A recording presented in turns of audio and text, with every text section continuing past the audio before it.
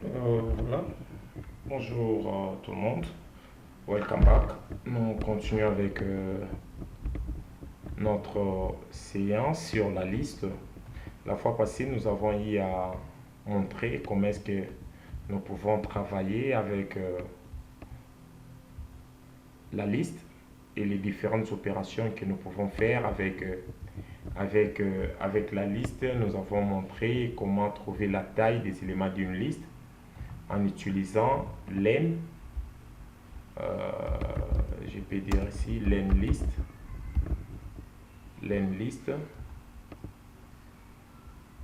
Bon, j'écris liste ici en anglais pour respecter un peu la chose. J'ai dit len list. Là, c'était ce qu'on avait fait ici. Là, on avait montré la fonction append list. Je fais ça comme ça. J'ai dit append list. Et juste en bas, il y avait la fonction insert list. Je fais ça de cette manière ici. J'ai fait ça comme ça. Et puis après, c'était la fonction remove list.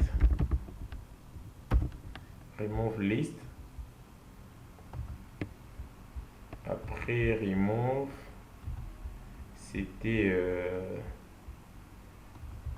la fonction extend.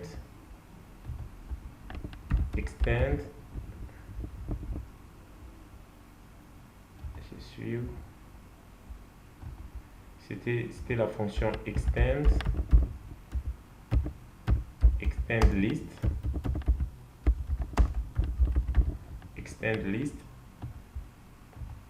Voilà. Et c'est très important, hein. C'est très important de comprendre ça. Et nous avons montré la différence entre extend et append list. Et juste en bas, nous avons parlé un peu de pop dans une liste. Nous avons montré l'importance des pop.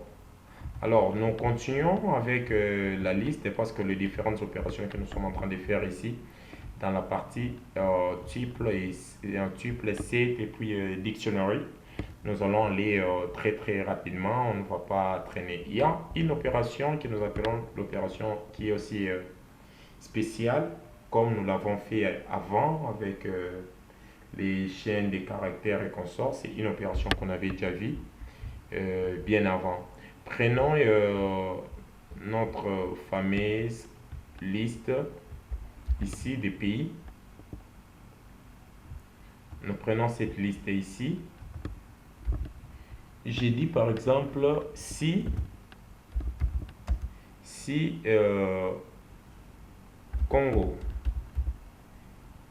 Congo in list, c'est chaîne de caractères, ça doit être entre guillemets, si Congo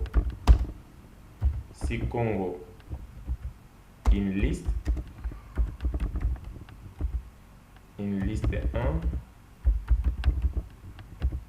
1, alors j'ai dit que je dois par exemple imprimer print. J'imprime tout simplement le Congo. Bon, j'imprime tout simplement Congo. Sinon, j'ai dit que, bon, j'ai vérifié encore l'autre. J'ai dit if, je mets des if simples. J'ai dit if Ghana,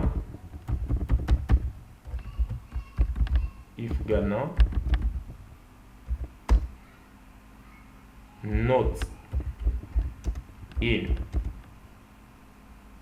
list 1, alors print Ghana.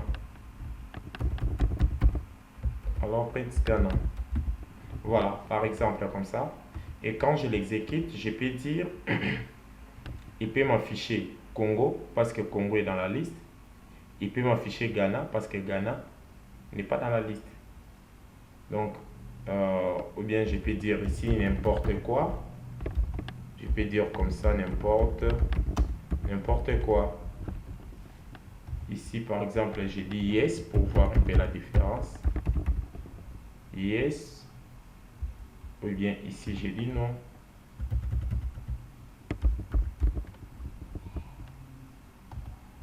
Voilà. Congo est dans la liste, il me dit yes. Ghana, not in list, il dit non. Voilà, c'est un peu cette opération ici qui est aussi très très importante. Mais avant de finir, j'aimerais quand même présenter une autre opération que nous appelons les sorted. Les sorted permet en fait d'arranger les éléments dans la liste par ordre croissant. Je prends par exemple cette liste ici. Je mets ça là, mais cette fois-ci, prenons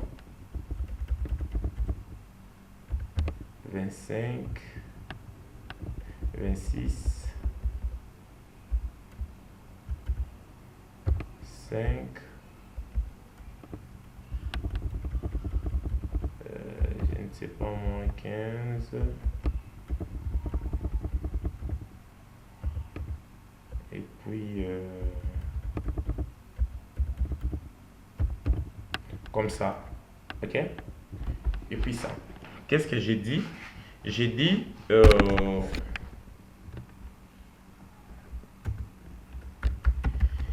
liste sortie. Liste sortie doit prendre comme valeur, j'appelle une fonction que nous appelons la fonction sorted. Et dans sorted, je passe la liste 1 que nous avons ici. Et puis quand je lui dis que print,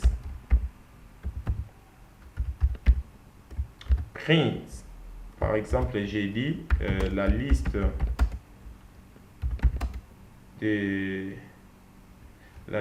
contient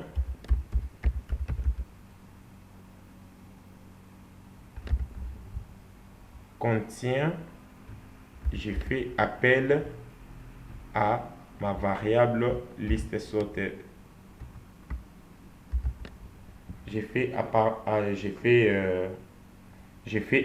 à ceci. Regardez ce qui va se passer.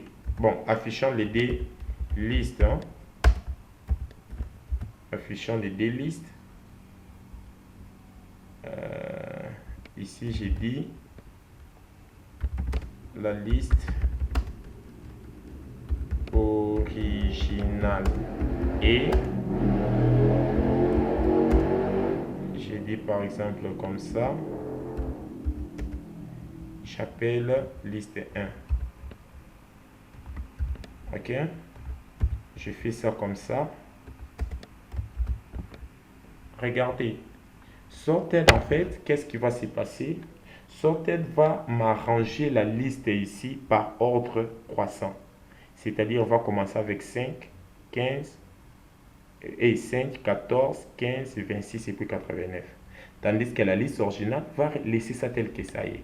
Alors, c'est une fonction très très puissante, puissante, j'allais dire, qu'on utilise aussi en data science, par exemple, pour comprendre, pour retrouver la liste et puis arranger ça par ordre croissant et puis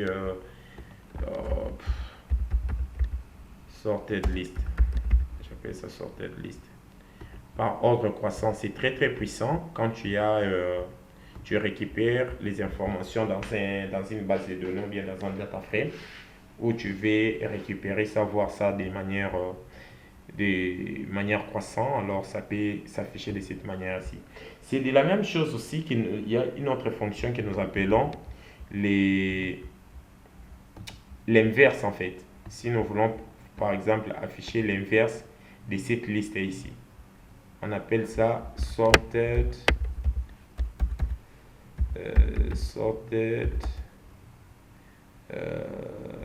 reverse.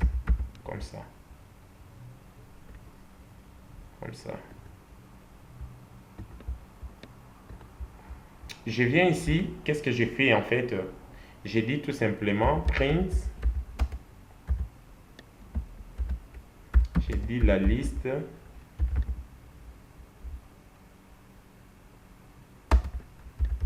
inversée et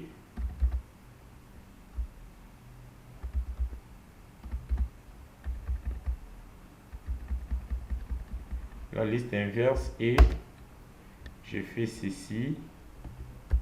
J'ai dit ça, j'appelle tout simplement sorted. Dans sorted, maintenant cette fois-ci, j'appelle ma liste.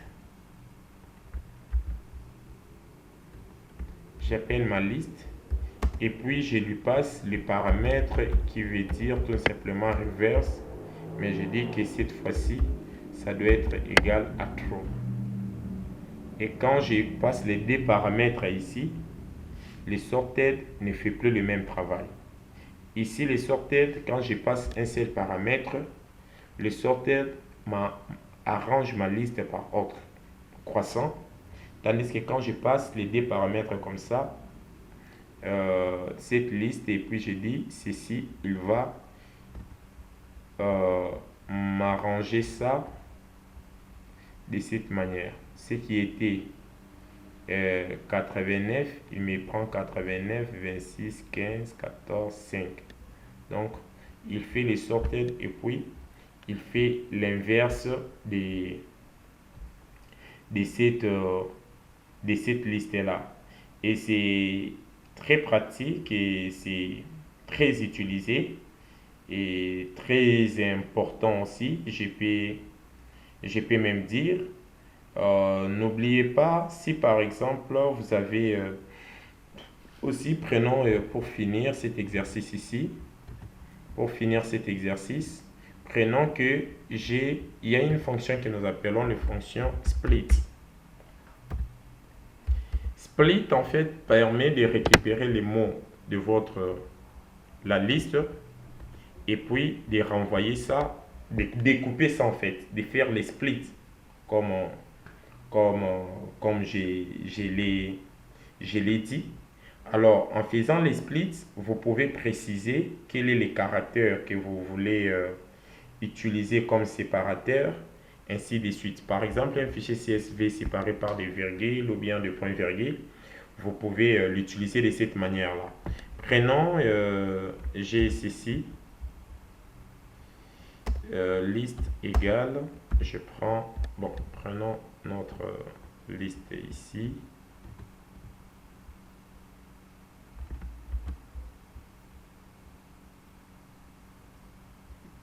Soit, bon, prenons seulement ceci. J'ai dit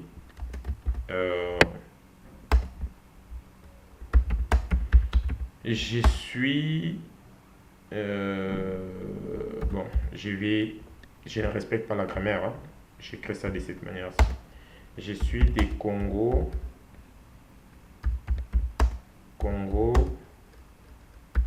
Kinshasa, un pays d'Afrique centrale.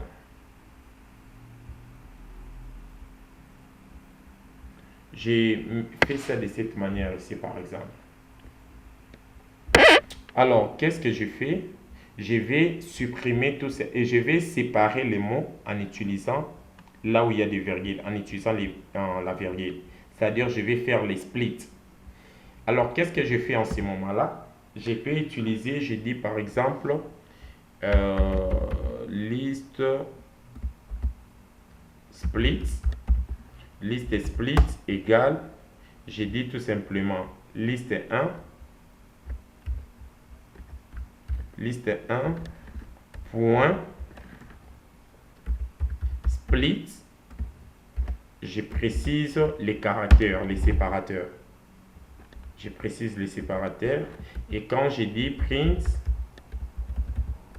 Quand j'ai dit print comme ça, j'ai dit list split. Regardez, il me renvoie ceci. Il considère que je suis comme étant une chaîne de caractères, des Congo chaîne de caractères, Kinshasa chaîne de caractères, un pays d'Afrique centrale comme étant aussi chaîne de caractères. Ok? Alors nous pouvons l'utiliser de cette manière ici, mais si jamais vous ne précisez pas le, le, le séparateur, il va récupérer mot à mot chaque mot. C'est-à-dire par exemple ici, j'ai dit, je supprime, j'enlève des virgules. J'ai dit que je suis de Congo Kinshasa. J'ai dit split, c'est juste comme ça. Quand je fais ça, regardez ce qui se passe. Il me dit que G, comme étant en chaîne de caractères, suit des Congo, ainsi de suite. Et puis, ça évolue de cette manière-là. Alors, il y a plusieurs possibilités que nous pouvons faire aussi. Il n'y a pas seulement les splits, il y a aussi ce que nous appelons les slicing. Les slicing, qui est aussi très très important, beaucoup plus utilisé en data science, qui permet de récupérer une partie de liste dans la programmation. Prenons que j'ai un vecteur composé par exemple de 12, 4, 5, 42, 36, 7 et puis 84. Alors si je dis par exemple que print, j'ai dit x de 2 points. Et puis j'ai dit, on avait même déjà fait cet exercice ici, si vous vous rappelez bien, x de 2 par exemple, x de 2 de 4 par exemple, je fais ça comme ça. Qu'est-ce qui va se passer? Regardez la première liste, il me prend 12, il m'affiche la liste 12, 4, 5, 42, 36, 7, 84. Mais la deuxième liste, il me prend le deuxième caractère, donc le deuxième élément, et puis il saute 4 éléments. Donc il prend 0, 1, 2, il prend cet élément, il saute 4 éléments, 1, 2, 3. Donc il saute 3 éléments, il part me récupérer la quatrième position, quatrième élément. Et c'est comme ça que nous pouvons aussi afficher les éléments avec Python, en précisant par exemple que non, je vais commencer ici jusqu'à là. Si je dis par exemple que je vais commencer du premier élément jusqu'au quatrième élément, je peux dire je fais ça.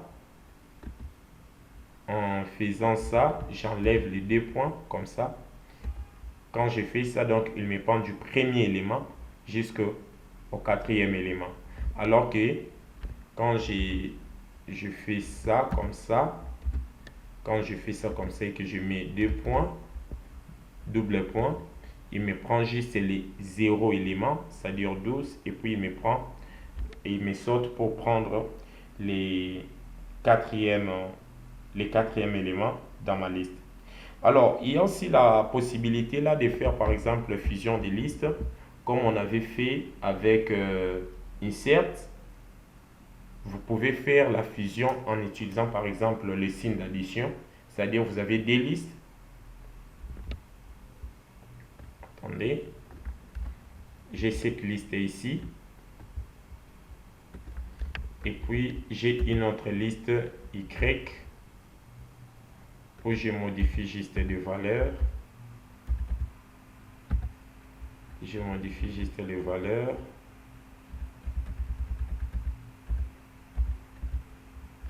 Je dis par exemple comme ça. Alors qu'est-ce que je fais? Je dis par exemple que liste fusion. Liste fusion égale tout simplement x plus y. J'ai fait ça comme ça. Et puis j'ai dit print liste fusion. Print liste fusion. C'est comme faire insert. Parce que ça va prendre le deuxième élément. Les éléments de la première élément, il va me l'ajouter dans le deuxième. Y n'est pas déclaré. J'ai fait ça. Donc voilà. Ça permet aussi d'additionner les éléments MP de cette manière-là. De cette manière-là. Et voilà, nous pouvons nous arrêter par là. La prochaine séance, ça sera consacré un peu des exercices. Et nous allons faire quelques exercices avant de prendre les types, les tuples, les dictionnaires ainsi que les sites. Merci beaucoup d'avoir suivi cette vidéo. Je vous dis bye bye, à la prochaine.